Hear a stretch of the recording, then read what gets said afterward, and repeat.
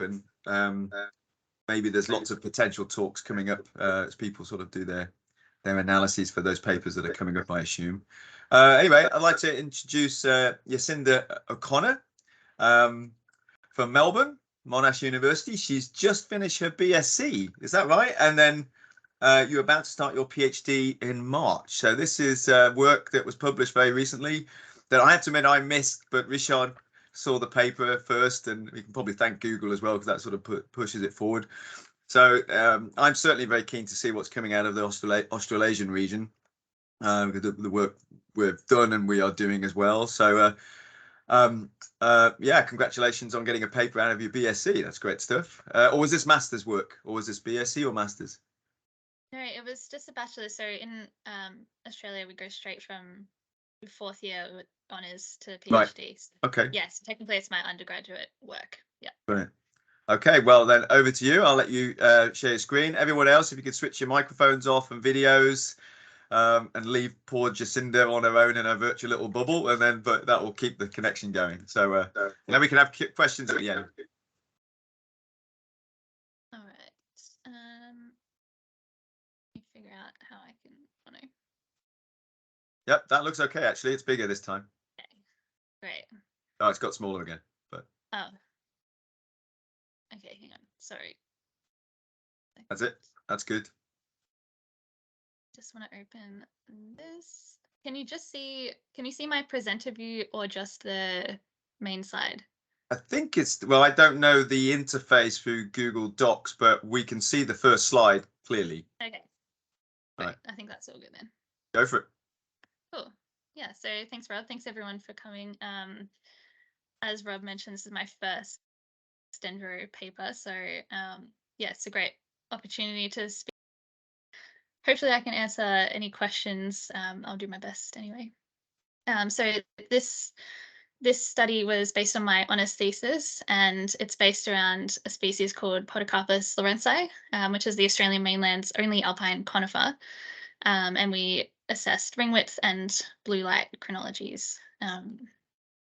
So just a quick outline. So I'll just go through some background on Podocarpus lawrencei and its dendroclimatological significance for Australia, and just briefly go through some cross-dating, chronology development, some of our key results, and some of the implications. So we studied fire-killed Podocarpus lawrencei specimens, and these were collected from Mount Locke in the Victorian Alps by Matthew Brookhouse, who you can see here. And as you can see, Podocarpus is quite a low-lying shrub, so it has very horizontal growth behavior. And the communities, they typically grow in these rock scree slopes at very high altitudes. In terms of the Australian mainland, there is quite a lack of species that are suitable for dendroclimatological study. So most of the focus so far has been on eucalypts. But eucalypts, their habitats are frequently affected by the fire activity that very often occurs in the Australian alpine region. And so chronologies from eucalypts are consequently quite short most of the time.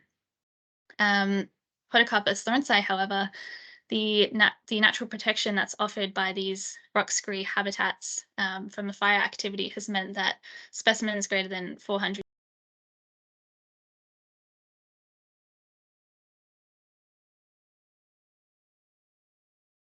why Podocarpus hasn't been heavily utilised so far in Australian dendroclimatology, with the exception of just a couple of papers. It's probably best illustrated by just looking at a scan of one of the samples. So because of the way that Podocarpus grows, and you can see from the previous slide that it's really twisting and turning over the rocks, issues with ring wedging and eccentric growth have led to generally quite a pessimistic outlook of Podocarpus for dendroclimatology. And it really is essential to have access to full disc cross sections for accurate cross dating to be achieved. Podocarpus lawrencei is a protected species, so you aren't allowed to just go along and cut down a cross section. But when they are fire killed, obviously you can take the samples that way, and that's how we ended up with these samples. And there are plenty of other opportunities for sampling. In terms of the sample preparation and cross-dating, so we only looked at 9 samples. Because of the difficulties with cross-dating due to all the growth eccentricities and ring wedging, and also the limited time I had in my honours year. We only used 9 full disc cross sections, from which we had 13 individual series. So to prepare the samples, we sanded them to a very fine grit. The species is quite small in diameter, and so some of the rings are only a few cells wide. So we really had to sand it to an extremely fine grit to be able to capture every ring.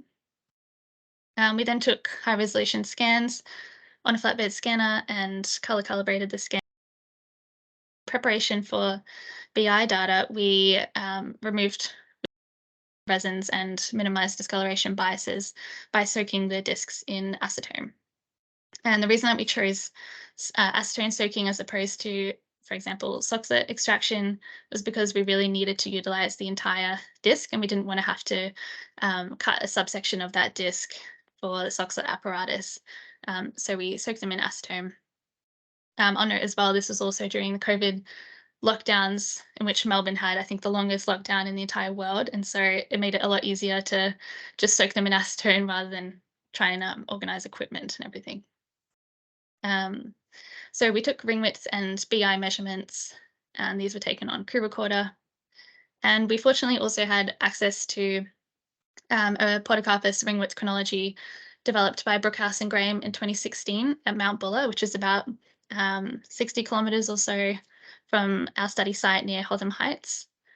And this corroborated our cross-dating, and it showed also that cross-dating is possible between remotely located sites. And I wanted to show this as well, just to give you a bit of an idea of the challenges of cross-dating the samples and measuring the ring width. So there was no sample in which we could just take one radius of measurement due to all the ring wedging issues. So we really had to jump around the disc, which is why it was so important to have the full discs. And this is sort of what that looked like. And as you can see, extremely thin rings and a lot of points in the disc where a ring would just appear for a tiny section, and then it wouldn't appear for the rest. So it was a really challenging process of cross-dating, definitely not an easy first species for me to work on, and also why we only ended up using 9 samples.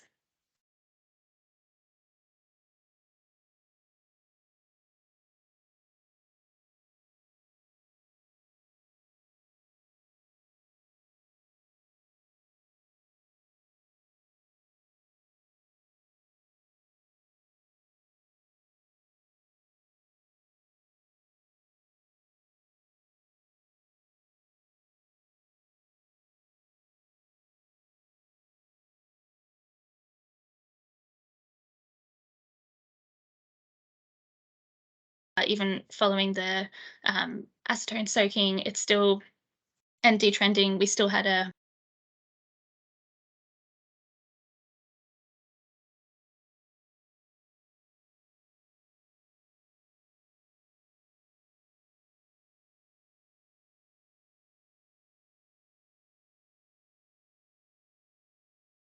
resolution. We only ended up using the period 1929 to 1998 for climate analysis. So we do unfortunately have to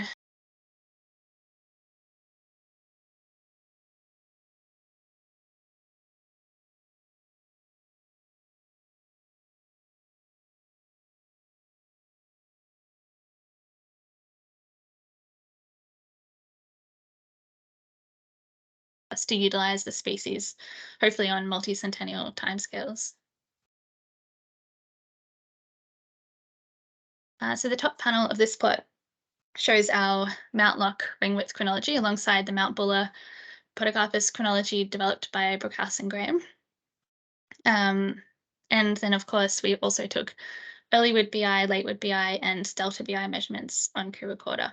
So the BI chronologies here have been detrended as per the previously mentioned methods, but we can still see that increasing trend, which is likely the result of remaining discoloration in the samples.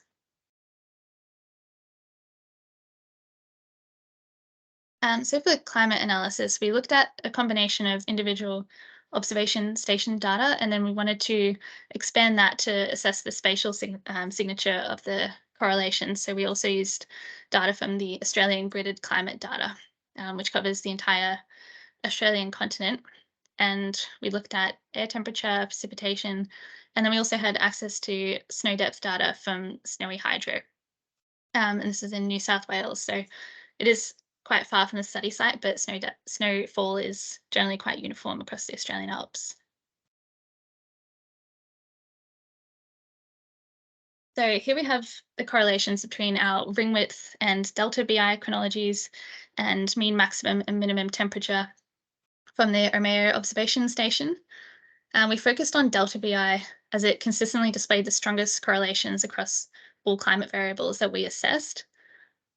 The ring width chronology displayed the strongest relationship with mean maximum winter temperatures, so June, July, August, whereas delta BI shows a relationship with October to November maximum and minimum temperatures of the current growth year, and also minimum temperatures of the previous growth year. So taking a bit of a closer look at the ring width temperature results with the gridded data. So this figure here shows the ring width winter mean maximum temperature relationship using the Australian gridded climate data. Our analysis of this relationship is that warm winter temperature maxima accelerates snowmelt in spring, which results in earlier onset of photosynthesis and a longer growing season for Podocarpus. And then conversely, cooler winters appear to lead to a delay in cambial activation to the negative impact of persistent spring snow on soil temperature. And because Podocarpus is such a low-lying shrub, it's also reasonable to assume that it's completely covered by snow during winter, which would obviously impede photosynthesis. And this low temperature and accompanied by high precipitation during winter have also been found to negatively affect the growth of eucalyptus species by prolonging that spring snow cover. The delta BI relationship with mean October to December maximum and minimum temperature produce the strongest correlations with the gridded data. And we've postulated that BI is likely recording variations in various structural anatomical properties. Would definitely be great to have further exploration of these anatomical features using SilverScan, for instance, to further understand this relationship.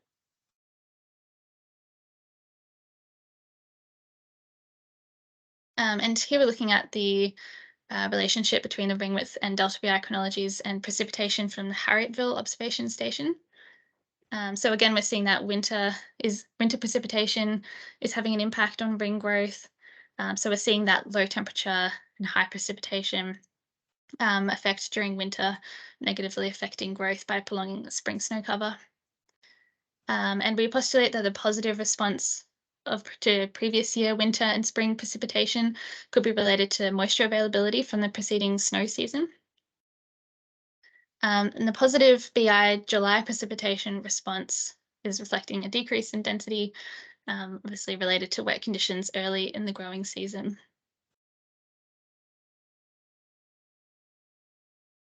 Looking at the Australian gridded climate data results, so we can see the negative response of ring width to winter precipitation, and we can see that, oops, okay, and we can see that the spatial signature is reflecting the high altitude regions of Victoria. In terms of the positive response of the delta BI chronology to July precipitation, you can see that again, it's sort of following that high altitude band across the southeast sort of boundary, and then it's extending quite far into the Victorian state. So we also had access to snow depth data from Snowy Hydro, which was really great. We can see that negative relationship to winter and spring snowfall, and this is looking at, the ring width chronology results.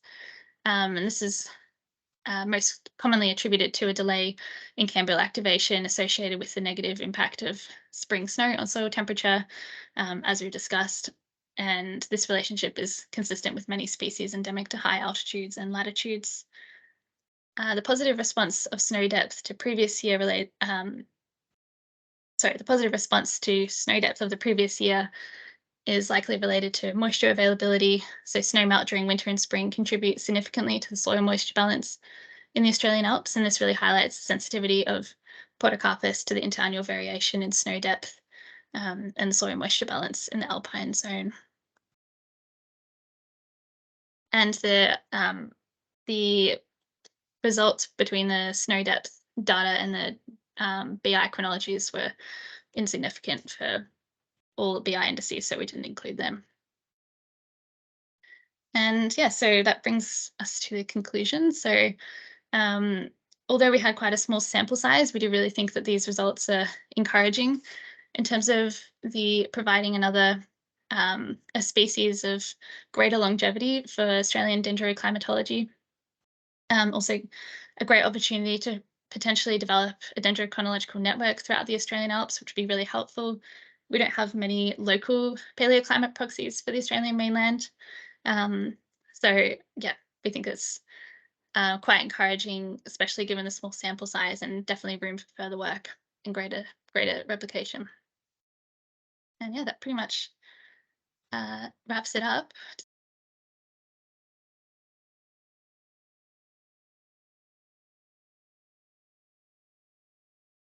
Samples, they look like Krumholtz to me. It's almost. It's are you for your PhD? Are you going to continue working with this species? Is that the plan?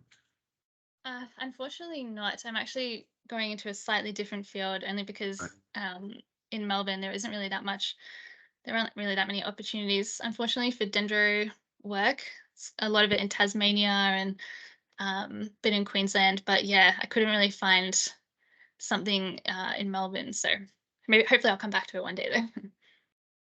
Okay. Does anyone have any questions?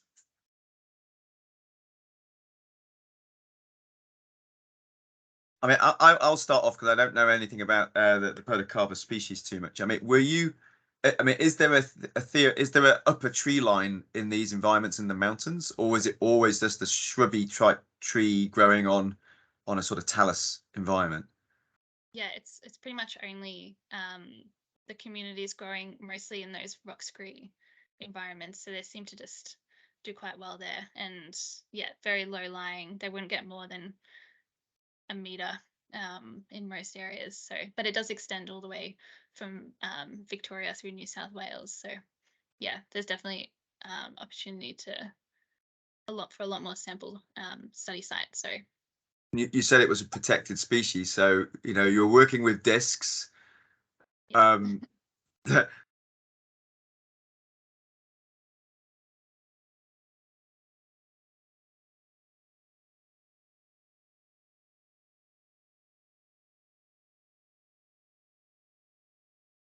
Yeah, and not that I've heard of.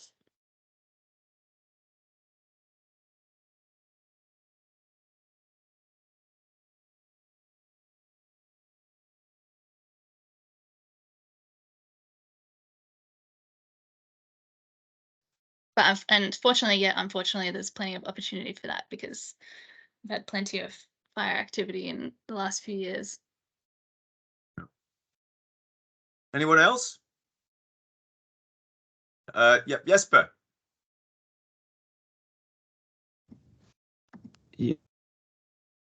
Yes, thanks for the talk. I mean, it's really impressive what you've done within such short period of time. I have a question or comments on your detrending. You did first difference in the end for the ring width, and then you did something else for the BI data, as I understood. So the reason we took the first difference was because of that increasing BI trend.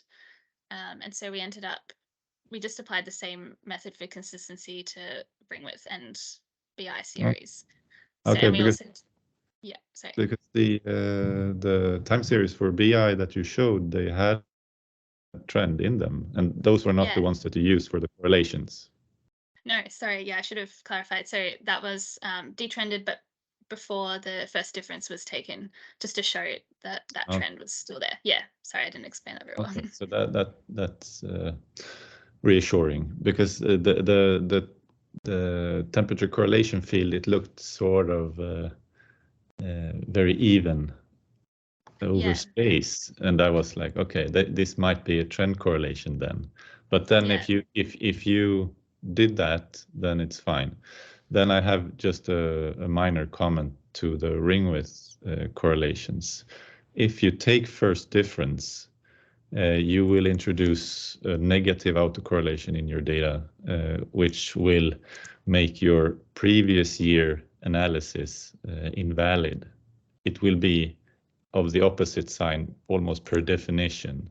So you should probably avoid doing that if you do first difference. If you do any other aggressive standardization like spline function that takes away the autocorrelation, then you can look at the previous years. But it's just, yeah, very impressive work. And I mean, I can jump in as well. I mean, you know, although you have trends in the early wood and the late wood, I mean, theoretically, the delta blue may well, the trend you see in that could be, in inverted commas, true, right? That's the whole premise of delta blue, is that it could correct for potential coloration biases that could impact trend. I mean, the trend looked similar in early wood and late wood BI, right? And then it's strange that you should have the same trend in the delta, I would think. It was dampened. It was flatter, I think.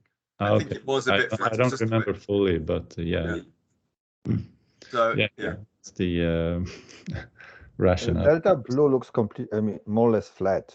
So can you show us this slide again? I can bring it back up. Okay, I don't remember perfectly.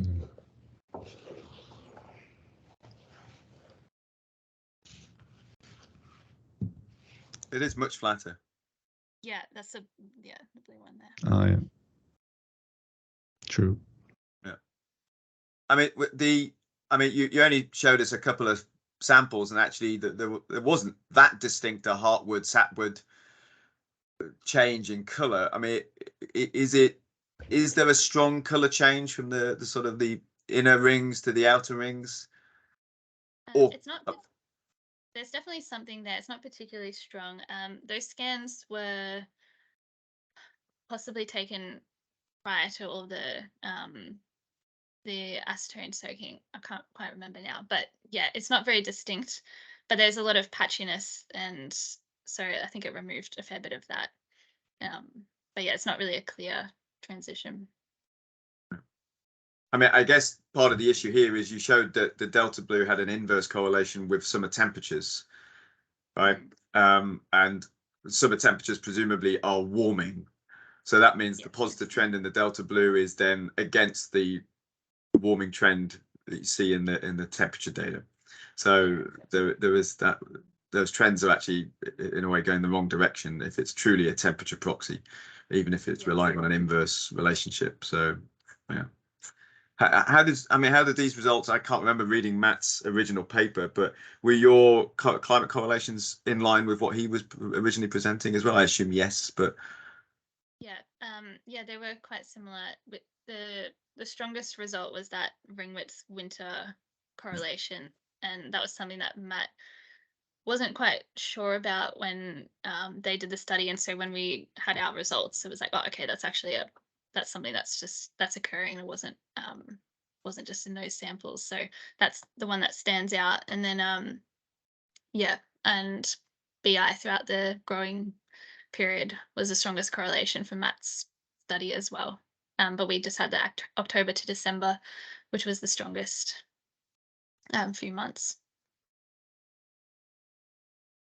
So if you're moving on for your PhD, is Matt or Kathy planning on continuing with this species then? I know. I don't think so, actually, not at the moment. I mean, Matt has a whole lot of samples, and that's sort of where my honours project arose, because he had so many samples and no time to measure them because it takes such a long time. And so, yeah, hopefully he'll be able to keep chipping away at them. But as far as I know, no one's actively continuing it. But hopefully they do in the future. There really aren't many other species in the mainland. We have a lot in Tasmania, a lot of work. Kathy's in Tasmania, as you would know. And she's, doing heaps of work there. But the mainland, is often quite underrepresented. So, yeah. Sure. Any other questions from anyone?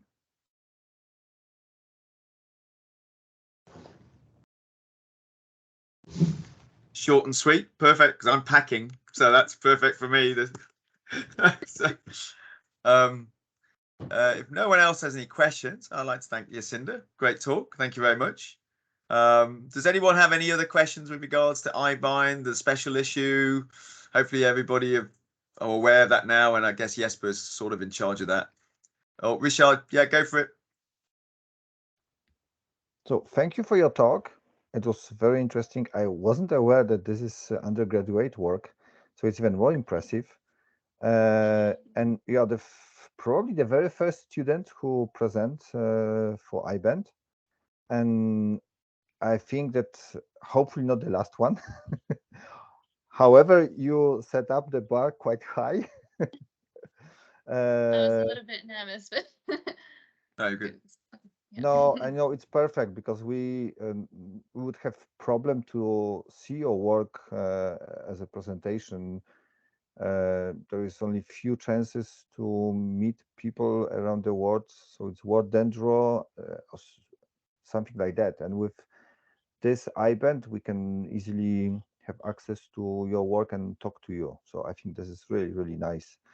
I have a little question because it's 9 discs and you make several measurements, 13, something 13, like that. yeah. So how do you select 13 measurements from 9 discs? Do you need to exclude a lot of measurements? How did you navigate in this difficult paths of wedging rings, compression wood, and so on? Yeah, so I started off just taking one measurement from each sample, and then tried where I could to find a second axis of measurement, which, if you remember that scan showing some of the multiple measurement paths I had to take, it was impossible for most of them. But then for a couple of the younger ones that had thicker rings, sometimes it was possible to take a second one. So yeah, for the most part, only one was really possible, and yeah, Okay. ended up with 13. And later on, from this, you measure blue intensity. And did you need to correct any paths because of blue intensity, or you kept it as it was for ring width? Yeah, I kept it the same. Yeah. Okay. Okay. Yeah, very nice. And I'm kind of sad that you don't continue. Yeah, me too. I mean, I'm going to a really great project. I'm actually going to Antarctica later this year, so it will still be really incredible. But yeah, hopefully I'll come back to Dendro at some point. I will miss it. And it was a great project as well. I have a great supervisor, Ben Henley, and neither of us had actually done any Dendro work before. So to end up with the work that we did was great. So yeah. Well, you can plant some trees on the Antarctic Peninsula for future dendrochronologists, Yeah. or shrubs at least. First plans. Excellent. Well, thank you very much. If no one else has any questions or queries on other things as well, I guess we can all go back to our day jobs, or some people can go back to bed or whatever. So thank you again, Jacinda. Great talk. And any students in the audience, I can see at least one of mine, start preparing. And okie doke. Well, thank you very much, Jacinda. All the best, everyone. Thank you. And we'll see you at the next sessions. Ciao. Ciao. Thank you. Bye. Ciao. Bye. Yeah, I'm here. Okay, I'm off. See ya. Bye.